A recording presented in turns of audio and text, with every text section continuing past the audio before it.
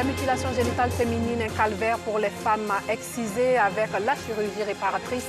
Ces survivantes appréhendent la vie avec beaucoup d'espoir. Nous parlerons de cette aubaine que leur offre la chirurgie réparatrice dans le dossier de la DEP.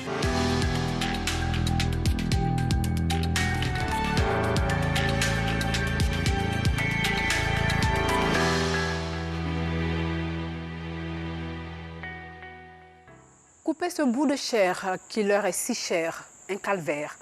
Vivre sans cette partie d'elle qui les marque pour toujours, indescriptible. L'excision, cette pratique qui a brisé la vie de nombreuses femmes, continue de faire des victimes en Côte d'Ivoire où de 2018 à 2020, 54 cas de mutilation génitale féminine et 10 cas rien que pour le seul mois de janvier 2021 ont été recensés par le ministère de la Femme, de la Famille et de l'Enfant.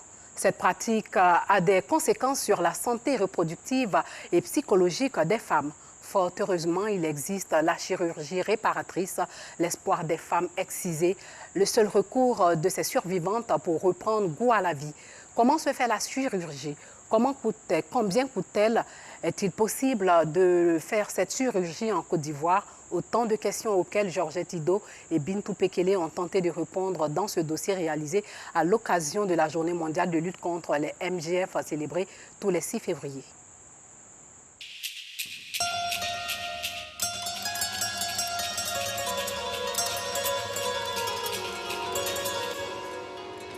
Riviera-Palmeraie, commune de Cocody.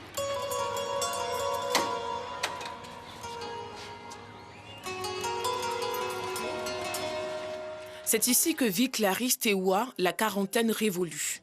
Victime de l'excision, dès sa tendre enfance, Clarisse nous raconte ce pont douloureux de sa vie.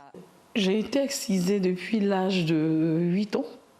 Ma grand-mère m'a réveillée un matin, elle m'a dit « Écoute, tu commences à grandir, je veux que tu sois une vraie femme demain dans ton foyer. » Et c'est comme ça qu'à 3 heures du matin, elle m'a prise, on est parti dans la brousse, j'ai vu d'autres jeunes filles. J'ai dit « Grand-mère, qu'est-ce qu'on fait là ?» Elle dit « C'est là que tu vas redevenir une vraie femme. » Je ne savais pas, j'entendais des cris plus loin, mais je ne savais pas que c'était pour subir ça.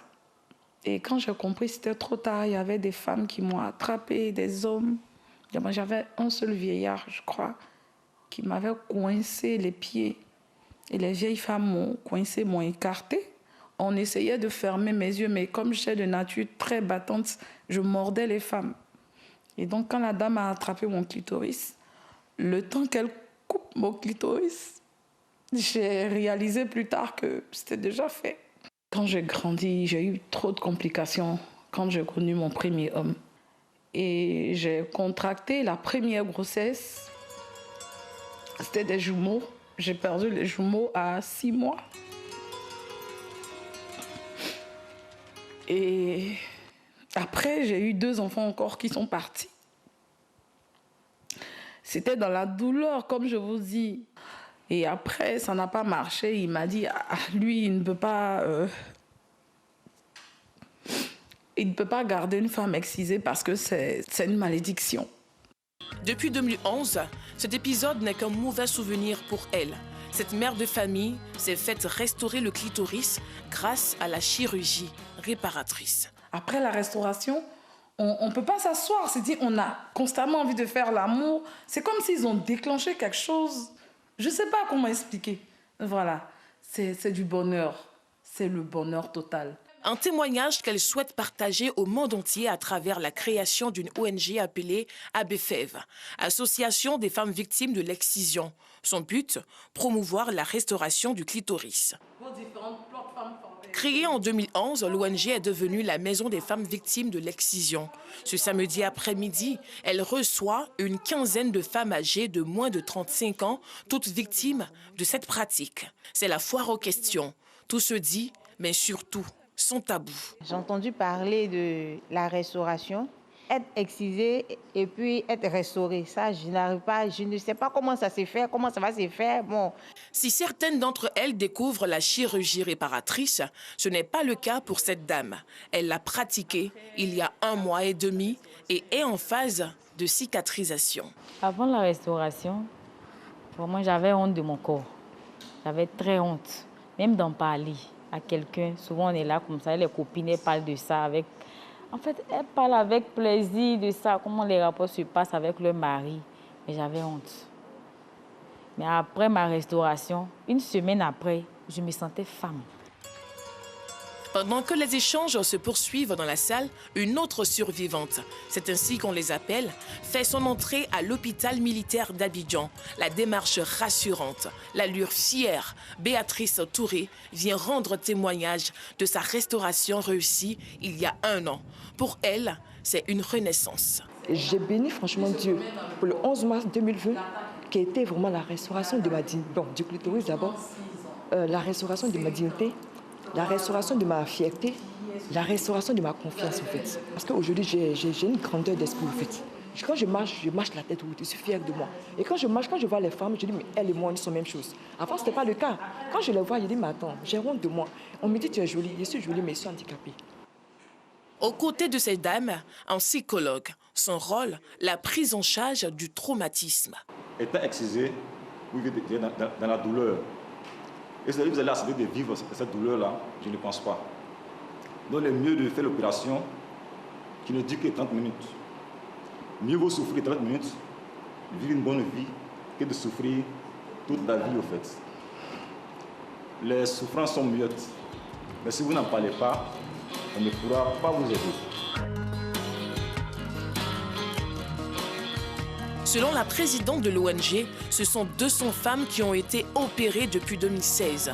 Une goutte d'eau dans la mer. L'excision n'ampute qu'une partie du clitoris.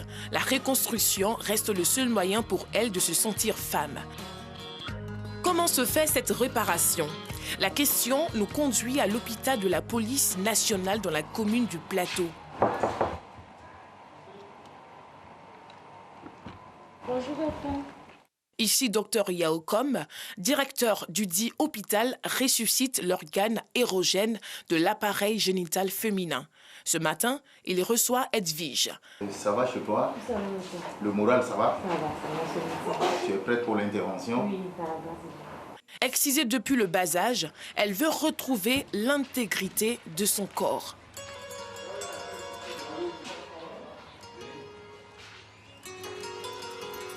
Après analyse du dossier, Edwige est admise au bloc opératoire pour les premiers soins avant l'intervention. Le clitoris, naturellement, il a une longueur moyenne de 10 cm. Et les exciseuses, ne sachant pas ça, ce n'est qu'un tout petit bout qui est apparent. Et c'est ce tout petit bout-là qui va faire à peu près 1 cm, voire 1,5 cm, quelquefois même moins. C'est ce tout petit bout-là qu'elles vont couper. Là, ce qui reste dedans, c'est ce que nous sortons et nous positionnons. Quelques minutes après l'anesthésie, l'intervention peut commencer. Dr Yao et son équipe sont à la tâche. 45 minutes plus tard, l'opération est terminée au grand soulagement de l'équipe. Félicitations à tous pour l'intervention. C'est la renaissance pour elle.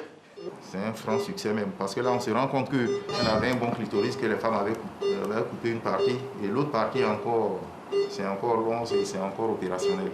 Pour Edwige, encore en salle d'hospitalisation, c'est un ouf de soulagement. C'est la renaissance. Pour moi, je n'ai que dire merci. Merci à Dr Com. Merci à l'ONG ABFR. Et ça va permettre que je pourrai causer avec mes camarades. Et elles vont parler. Et on ne va plus me frustrer, tout ça. La chirurgie réparatrice, encore moins connue en Côte d'Ivoire, coûte environ 500 000 francs CFA, un prix subventionné par l'État et des ONG. Selon la dernière enquête à indicateur multiple de 2016, 36,7% de femmes sont mutilées en Côte d'Ivoire et le tiers est constitué de jeunes filles de moins de 14 ans. Les zones à forte prévalence restent le nord-ouest avec 75,2%, le nord 73,7% et 62,1% à l'ouest. Au ministère de la Femme, de la Famille et de l'Enfant, le sujet est sur la table. Des politiques de prise en charge des victimes sont en cours de maturation. L'État, à travers le ministère de la Femme, de la Famille et de l'Enfant et des différents partenaires, a mis en place 68 plateformes qui constituent une tribune pour l'information et la dénonciation des différentes mutilations génitales féminines dont sont victimes les femmes. Il y a des projets qui sont menés de façon communautaire par l'exemple la CEDEAO qui nous accompagne. C'est-à-dire qu'on va pouvoir, je pense, accroître les moyens qui sont mis à notre disposition par le gouvernement de Côte d'Ivoire pour nous permettre de vraiment toucher le maximum de personnes. Tous les 6 février est célébrée la Journée internationale de la tolérance zéro à l'égard des mutilations génitales féminines. Une occasion pour les victimes et les associations œuvrant dans le domaine de dénoncer cette pratique lourde de conséquences pour la femme.